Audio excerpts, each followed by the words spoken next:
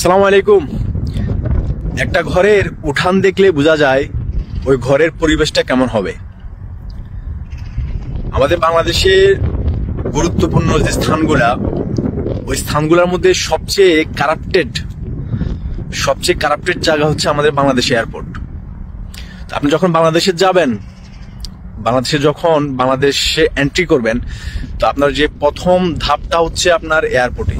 তো এয়ারপোর্টে যদি আপনি ভালোভাবে আপনার সম্বর্ধনা যদি আপনাদের না পান, আপনারা যেভাবে আপনার রিসেপশনটা হওয়ার দরকার ছিল ওটা যদি না হয়, তাহলে আপনি ধরে নেবেন যে ওই দেশের মানুষ কেমন হবে, ওই দেশের অবস্থা কিরকম হবে। এটা স্বাভাবিক ভাই। কয়দিন আগে এক প্রবাসী ভাই নরওয়ে থেকে বাংলাদেশে গেছে, তাকে ওই যে আপনার বিমান বাহিনীরা মেরে রক্তাক্ত করছে। আমি এর তীব্র নিন্দা জানাই, আমি একজন প্রবাসী হয়ে এর তীব্র নিন্দা জানাই। ও ভাইটা যে অন্যায় করে না কেন, তাকে আইনের আওতায় আনার দরকার ছিল। যারা আইনকে সক্রিয় করার জন্য কাজ করবে, তারাই যদি আইনের রক্ষক না হয়ে ভক্ষক হয়, ওই দেশের বুঝতে হবে ওই দেশে 12টা বাজে গেছে ভাই।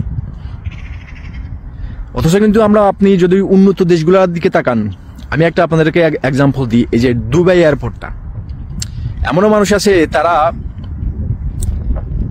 দুবাই বললে ছিল না, কিন্তু তাদের যে এয়ারপোর্টের নামটা কিন্তু তারা কিন্তু সবাই জানে।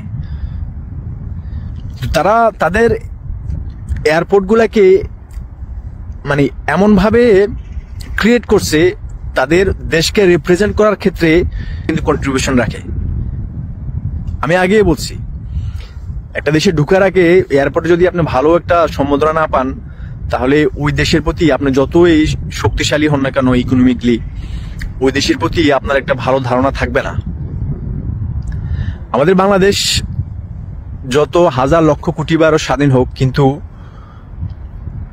এই যে বাংলাদেশে যে সিস্টেমগুলো প্রচলিত আছে, যা সাধারণ জনগণ চায় না, এগুলা যদি একটা প্রক্রিয়ার মধ্যে যদি আনা না যায়, বাংলাদেশ কোনোদিন উন্নতি হবে না। একটা সরকার কিন্তু দেশ চালায় না, দেশ চালা হচ্ছে আমলারা। তো ওই আমলারা ওখানে বেশি দুর্নীতি হয়। তো ওই ব্যাপারটা কিন্তু আমাদের ফাইন্ড আউট করতে হবে। আপনার ব্যথা হচ্ছে মাথায়, আপনি যদি পিঠে যদি মলম দেন, কোনো কাজ হবে না ভাই।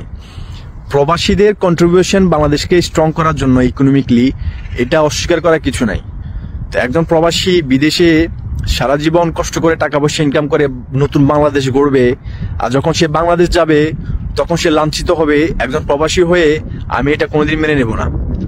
আমি আমার পজিশন থেকে এর তীব্র নিন্দা জানাই। তবে হ্যাঁ, এমনই কিছু আমাদের প্রবাসী ভাইরা আছে, এটা অস্বীকার করে কিছু না।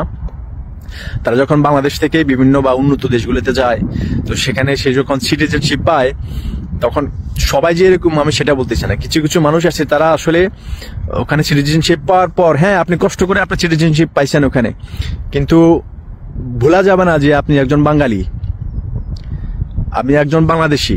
তারা হয়তো ওখানে সিটিজেনশিপ পাওয়ার পরে আসলে তারা যে বাঙালি ছিল এটা তারা ভুলে যায়। এই ধরনের সিচুয়েশন ক্রিয়েট করা যাবে না। আমরা যারা প্রবাসীরা আছি, সত্যকে সত্য বলতে হবে ভাই, সেটা হোক আপনার দেশের জন্য এবং বিদেশের জন্য। সত্যকে সত্য বলার সে মন মানসিকতা যদি আপনার না থাকে ভাই, আপনি মানুষ নামে অমানুষ। এটা কিন্তু মনে রাখবেন। সব ভালো থাকবেন। আসসালামু আলাইকুম।